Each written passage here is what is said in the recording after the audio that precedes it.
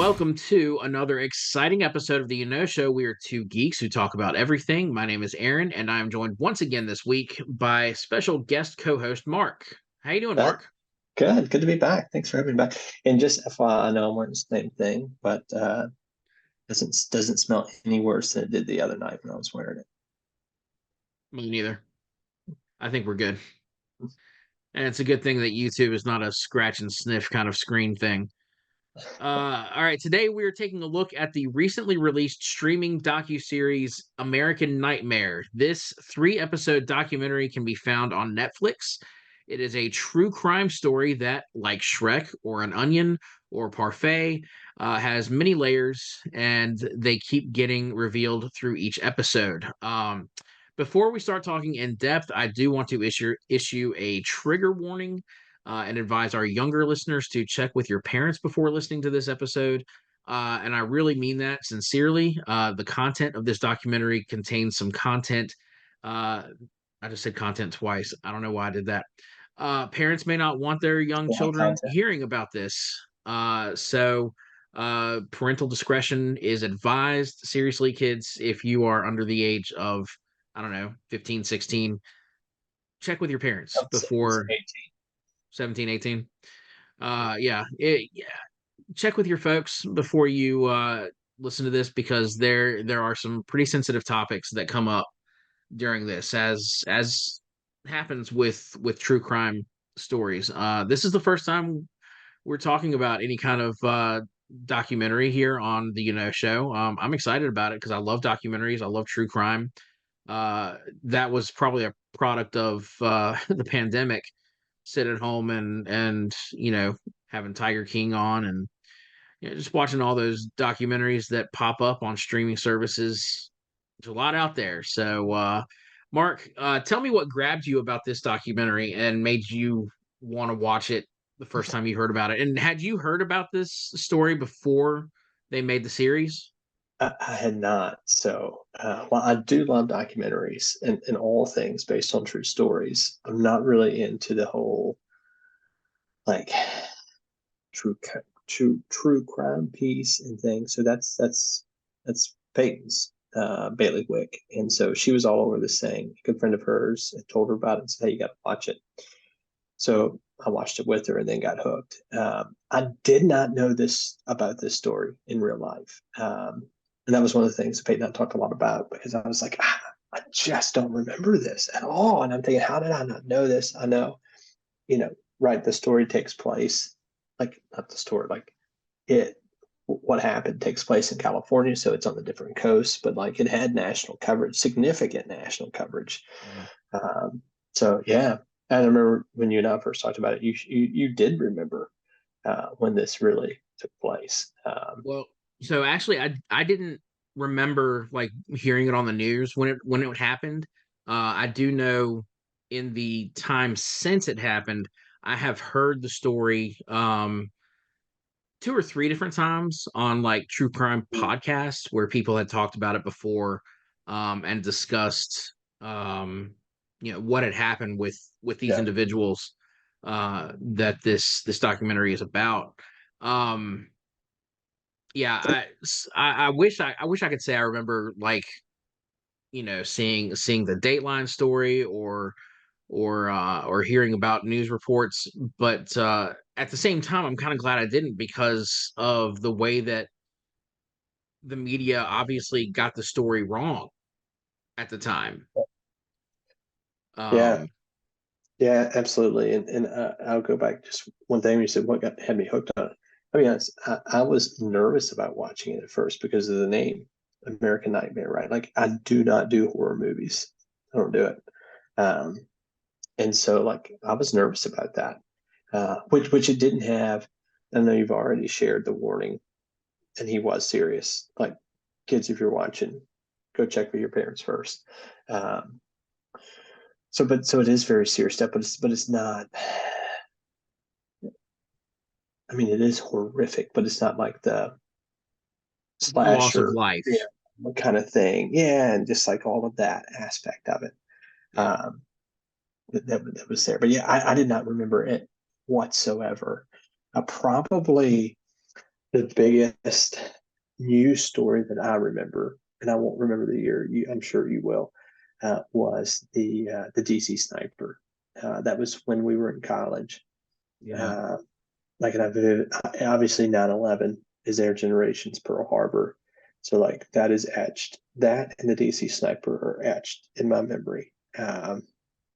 This did not register at all when it happened. I had no clue. Uh, It could be so proximity too. Like, the DC sniper for us, we're in Virginia, so that's a hop, skip, and a jump away from where we are. Whereas, this kind of story, it's on the other side of the country. It's like, well, that's so far removed from anything we could ever possibly be a part of. Um, it's yeah, just out of sight, out of mind kind of thing. and I will say so after seeing the first, so it's 3 episodes, right? I think three Yes. Yeah. episodes. So I was hooked after the first episode. Uh, so I was hooked at that once it got going. It is a crazy story. So episode one is all about the inciting incident and the immediate aftermath, which uh, they try to lead us to draw certain conclusions. And I think that's done for dramatic effect, knowing that the second episode is coming. But Mark, can you kind of give us a quick, safe for work description of what happens to Denise Huskins and her boyfriend, Aaron Quinn? Yeah, so they were together um, in his home. I think they each had their own homes, but they were Yeah, I think together so. in his apartment or his home. And someone broke in and kidnapped her. And during the kidnapping, like blindfolded him, uh, not with fabric, right? But like we learned, used swim goggles, right, that were blacked out, which becomes an important piece later on. So like this very traumatic thing, that's kidnapping, if you will. They left him there and took her.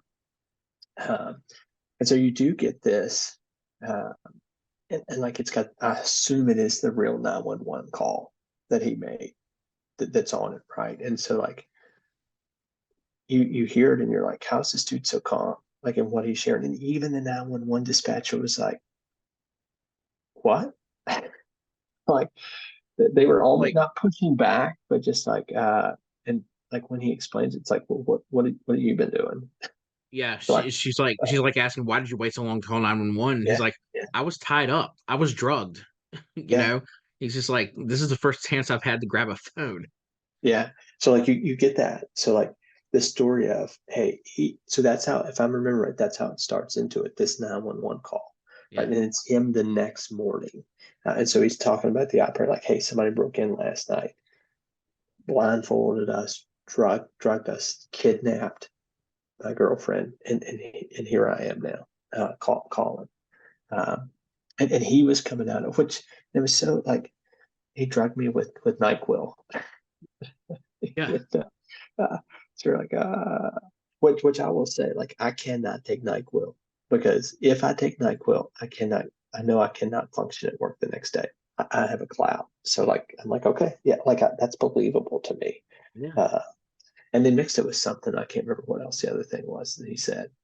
Um, I'm but sure it was right, something to make sure that it worked, like to make yeah, sure it would put him to sleep.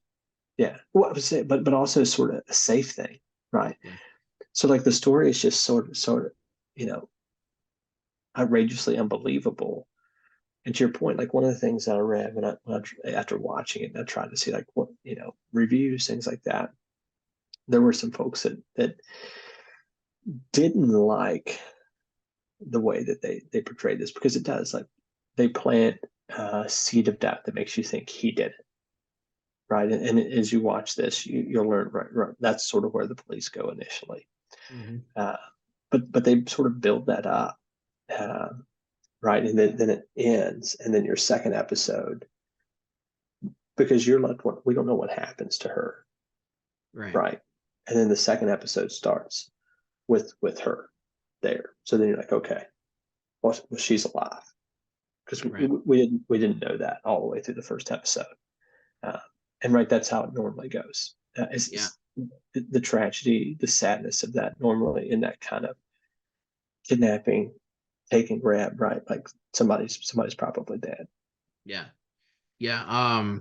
And yeah, throughout that first episode, we really only get Aaron's perspective on all of that.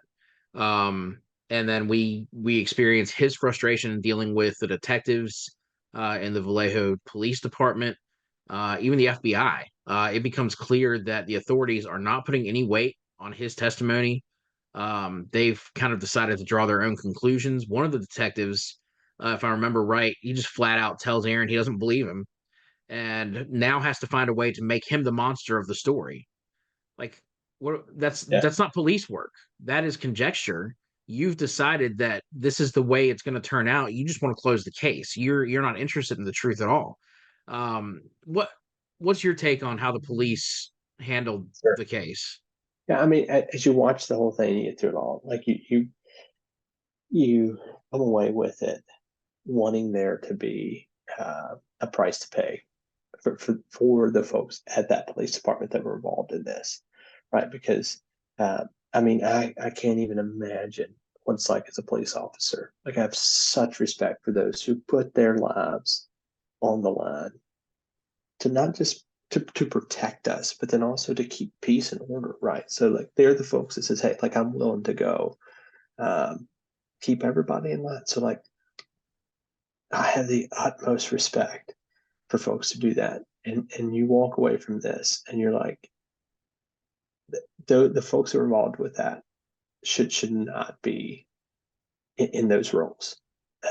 Right. And I do it because it becomes like what you watch on TV. Like it was not real police work, to your point. Like you heard them, uh, they heard his story and they just 100% went to like, this dude killed his girlfriend. Like Yeah, your story is too unbelievable. It's too wild. Dude, I'd love to believe you, but I can't believe you. And so I need you to tell me right now where you dumped your body. And then you could tell went to the place that we watch on TV about like scaring him out of it, trying to scare the answer out of it. And as I'm watching that, I don't know whether he did it or not. Like, not I'm obviously getting to sit here and watch it all the way through. Then I get the perspective of, okay, I know what happened. So like, how in the world did they do that? But I had the same thought when I'm seeing that first episode. Like this guy's involved somehow, right? Like, um, but like you would just assume that folks in that role would not be acting that way. That's there. And then I'm thinking, then I try to put myself in his shoes, and like if they're coming at me with this, like how would I respond? Because to be honest, and I think that played into it. Like not only did he keep his cool, but he just seemed so like he wasn't upset that they were attacking him. I don't know if that was still the NyQuil, still the shock of it all, but like I'd be like, what the are you talking about? Like I'd be so pissed that they're not believing me. And I'd be losing my mind. well, Uh, even and when the he's not, FBI came in and did a lie detector test, they didn't even look at the results of the lie detector test. They just came up and said, "Well, it's clear from this lie detector test that you are lying." yeah, yeah, and we learned that later, right? That Yeah, he did not fail that test, and the guy it was told just him inconclusive. to be honest, to me that's a crime. Uh, Obviously, I don't know law well enough, but like that gentleman from the FBI should no longer have his job. Uh, Yeah, like yeah, how in the world would like say you did that? How in the world would that get through in court? Like say he really did do this, and the way they got him to prove to it was that he lied, right? well, see, that's Like the thing. A lie detector test is inadmissible in court anyway. sure, So, sure, so like they were just using that to manipulate him to see yeah, if he would break and change his right. story. But But but he go didn't. ahead. Yeah. Well, I was gonna say, I know this is jumping way forward, right? Like part of where I go to at the end of this is I feel like somebody in that police department or that FBI is maybe involved with who did this. Like maybe it's a ring of them. Yeah. because there's no way you can be that inept, um, and be in that role. Like it's just so hard for me to believe that. Like Yeah. it's a 1 in a million situation, in my opinion, that somebody would be that inept in that role unless they're involved. Um, that's kind of what I walk away with. Like if it were to come out that that FBI guy was involved with it, I would not be surprised at Wouldn't all. be surprised. Yeah. Yeah, yeah, So getting into the second episode, we shift perspectives and we hear from Denise. It turns out that she was inexplicably released by her abductor in her own hometown, about 400 miles away from Vallejo, where she had been taken. She describes in detail all of the horrors that she endured while being held captive by her unseen assailant. She never saw the guy. Still, the police don't believe the story she's giving them. Instead of trying to pin the whole thing on Aaron now, though, they decide to go in front of media and state, as if it's fact, that these two have concocted some kind of hoax in the vein of, like, at the time, it was a recent movie and book, Gone Girl. And they're saying it was all fake. It was all set up, and there was no kidnapping. That they did this for publicity or for attention. And so again, what can we say about the Vallejo Police Department's stellar detective work here? I mean, it's like they're writing this narrative as they go along. Anything that we can do to save face and pretend like these two are the culprits.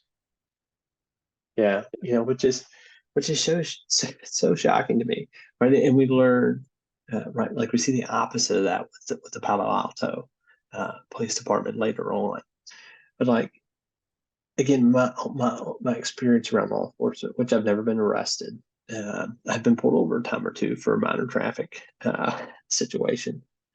Like every interaction I ever had with law enforcement, every law enforcement officer that I know personally, like it's a profession that goes by the book, right? And anytime you go by the book, right, like I do in my career, right? There's a certain set of regulations that I adhere to. When you're adhering to a certain segment of regulations, like oftentimes you have to move so slow and so methodical that it's almost a hindrance to getting things done, right? And so like here's here's these police officers who generally have to, between all the reports, all the things you have to do, like they're almost handcuffed to get to an answer quickly because of going through all the steps. And here these guys, not only did they not go through those steps, but like just bulldozed all of it and just came up with these opinions. But both ways, right? Like in accusing him and then coming out with that against her. Um, it, so it's just mind numbing.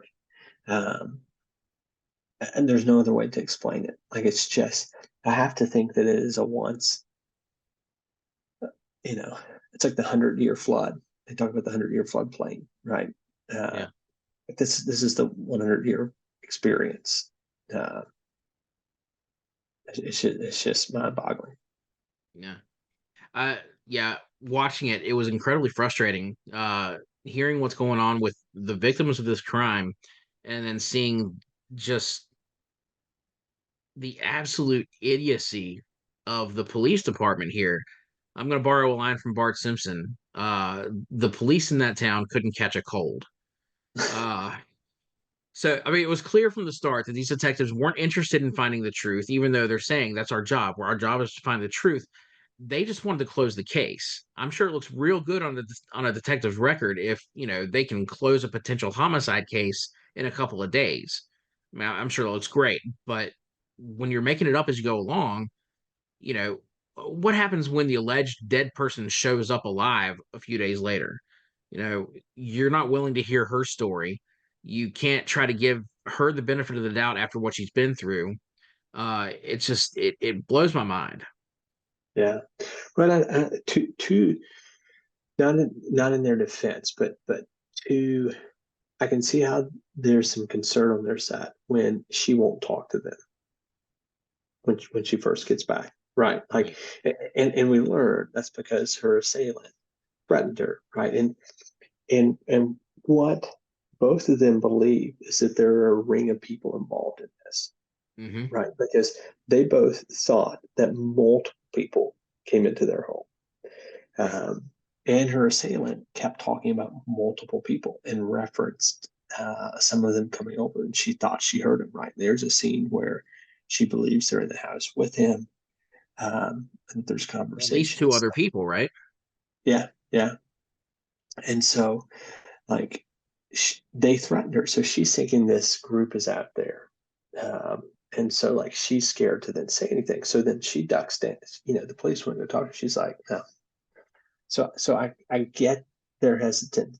So I understand why their minds went where they went, but that you turn around like and, and before ever trying to get to her, then come out and accuse her of lying, and then that just the timing of that is where it's just so unbelievable uh, Yeah. that can transpire. And like, is that at that point, I don't think. Well, we're in social media world at that time, right? Oh yeah. This was just 2017. Was it really? Gosh, I thought it Yeah. was like 2012. Uh, Nah, this was only about 7 years ago. well, we were. So, so I don't know if it's a part of what has happened, with where you feel like there's the pressure. We've got to get some news out there. We got to get something out there quickly because everything just goes 700 miles an hour now. And if you don't get the narrative out there, it's going to go in 100 directions and then you can't control it. I don't know if that has fed into some of this um, with it or not, but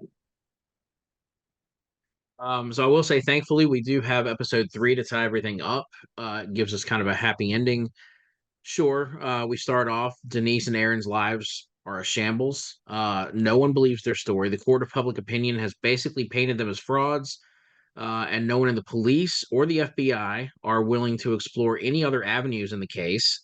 They've made up their minds. One of the attorneys, I think, that they interviewed in the documentary, I can't remember if it was like Aaron and Denise's attorney, but whoever it was, they rightfully call this confirmation bias, hmm, where the I think it was police have Denise's.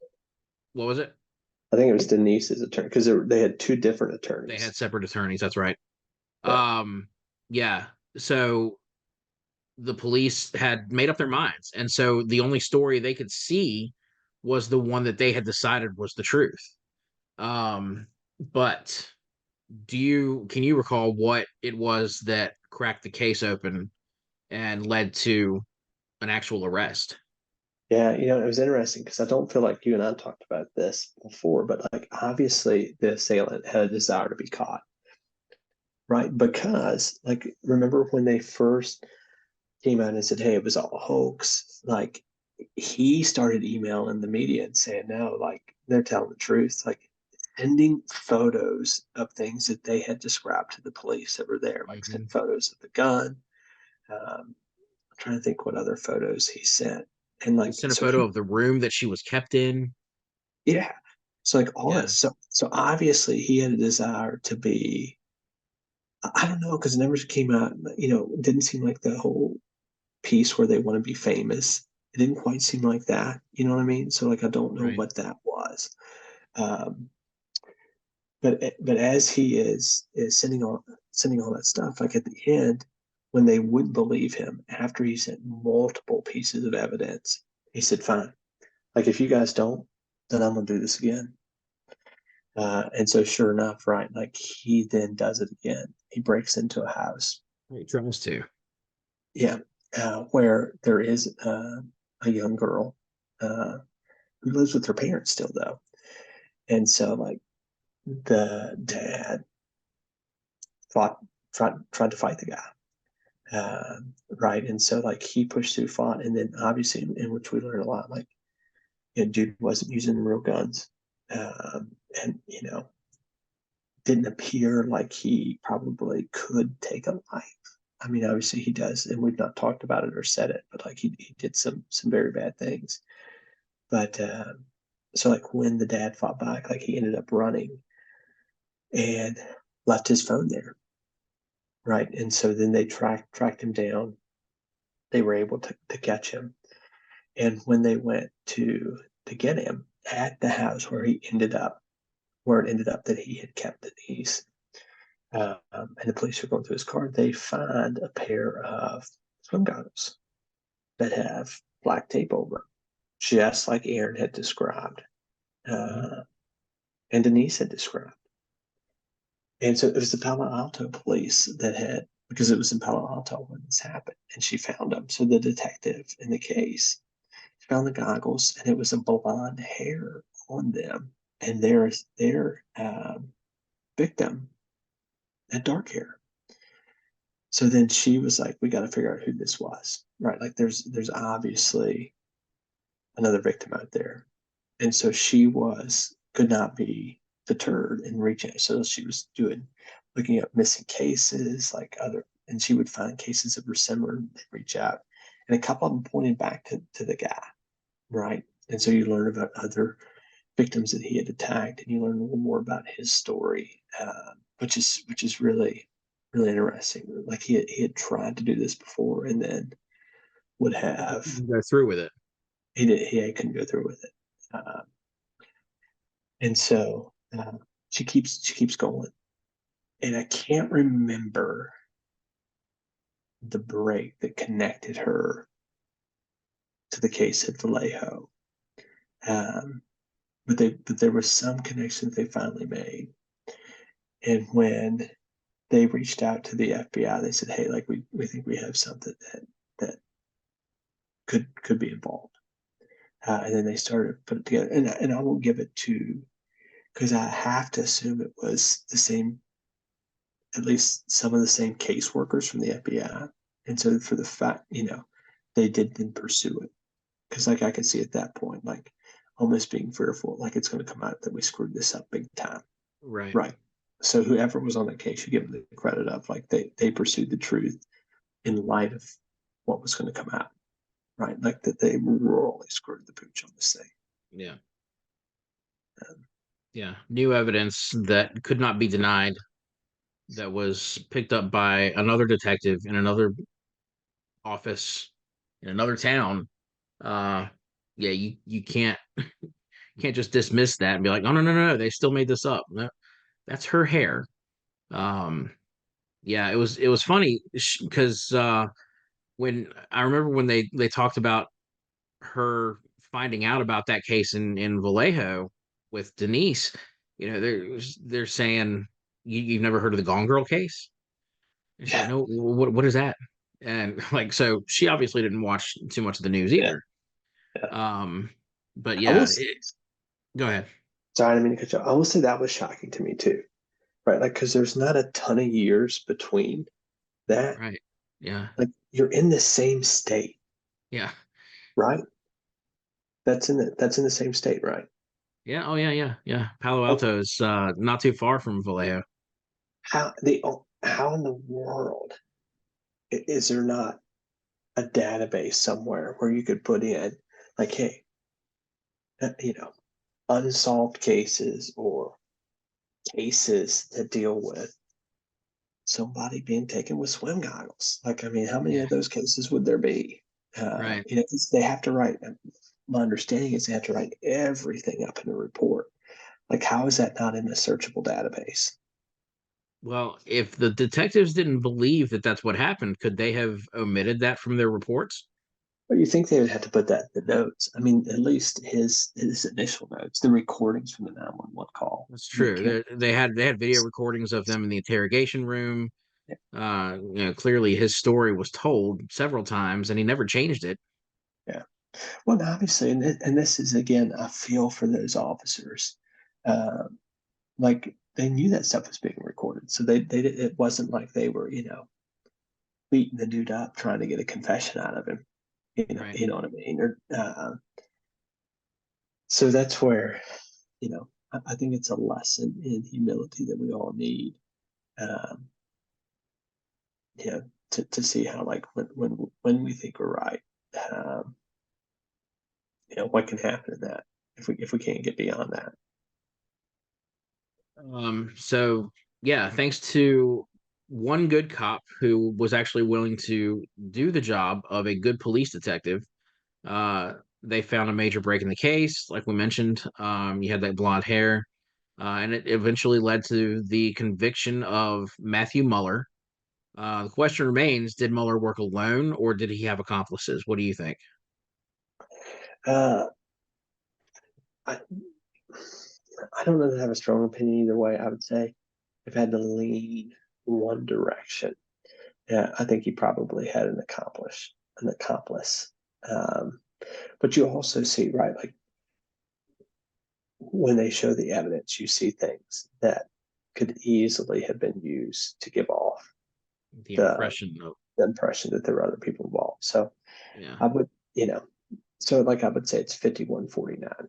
And the yeah, only reason I'm on 51 is because um, we learn in that, I think it's the second season, like the captor, the assailant, thought he had taken the ex girlfriend, right. That and, was his real target. Was the ex girlfriend Andrea?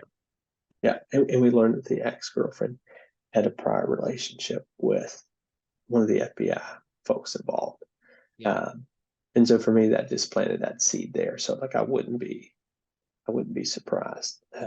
See, and I think it's suspicious that she was not willing to be interviewed for this documentary.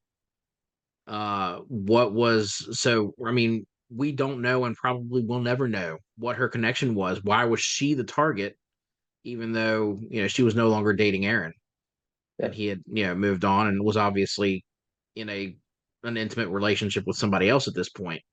Um, yeah, it's there's I think there's still a lot of unanswered questions, and we may never have the answers to. uh, this is highly inappropriate. But the way you just said that, it made me think of the old Tootsie Roll commercials, where how many licks will it take to get to the center of a lollipop? And the owl's testing it, and then like he bites into it after 3 licks and says, "We may never know." Yeah. Highly inappropriate relating it to that, but that's what just entered my mind as you said that. Yeah, American Nightmare is the Tootsie Pop of uh, true crime documentaries. Yeah, we may know. I am surprised that they didn't go deeper into any of it, and I don't know. I have looked up a few articles because we've also talked about, right? Like there was litigation after this. They sued, and like I've shared my opinions on litigation and what I think about it. But in a situation like this, I can't fault them. Um, Their lives were ruined by this. Like the media lambasted them. I mean, you've got they're they can't go anywhere without being recognized and considered liars, frauds, and so what does that do to each of their careers? yeah, Like, I mean, can they earn a living for themselves at this point? Or, if they apply for a job, or, the potential employer gonna just look at them and be like, "You're that Gone Girl, right? Uh, what's that all about?" yeah. So it's not. But so there has been apparently after this documentary now there has been intense pressure on the Vallejo Police Department because all of these folks kept their jobs after this. They even get And so, awards yeah, for their jobs. yeah, and so there has been apparently a lot of pressure on those departments to get rid of or punish these folks. So I'm looking forward to continued reading to see what happens. And I'm not right. Like uh, I'm a big believer in actions and consequences, right? Responsibility. And so I do think that the Police Department, has a responsibility uh, to um, I don't know what the right uh, response would be here, but I think something should be done. Whatever the case, there should be consequences for the actions or inactions of these police in this case. I mean, they obviously made up their minds about this whole thing before getting all of the facts, and that's just sloppy police work. Yeah, yeah. um all right, we're out of time. Just real quick, as we mentioned, this is a 3 episode docuseries, American Nightmare. You can find it on Netflix. It really is an interesting watch. But again, parental guidance, parental discretion advised. Um, if you like documentaries, there are plenty of good ones to find out there, not just on Netflix, but other streaming platforms. They're all over the place. Actually, just this past weekend, I watched The Greatest Night in Pop, which is about the making of We Are the World.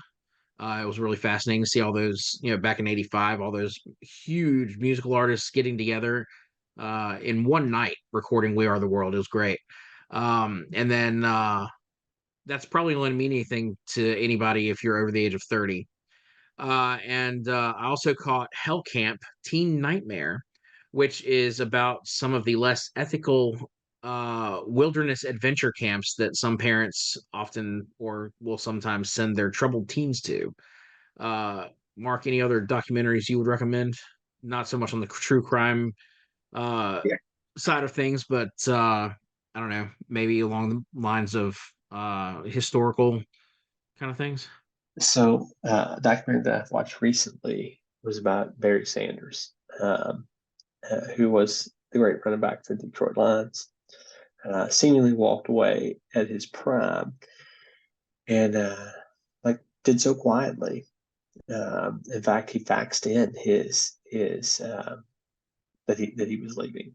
Hmm. Uh, they wasn't signing in. So there was a lot of sort of speculation or just unknown around that. And so on Amazon Prime, there is a documentary about Barry Sanders and his walking away. Incredible, incredible. He was one of my favorites, and I just walked away with even more of an appreciation for who he was as an individual. And I mean, I'm a big uh, nerd and geek on like doing things the right way and that kind of thing. And I mean, that guy was right on it. So that's one that I would encourage any sports fans out there to check out. When I think about sports documentaries, did you watch The Last Dance?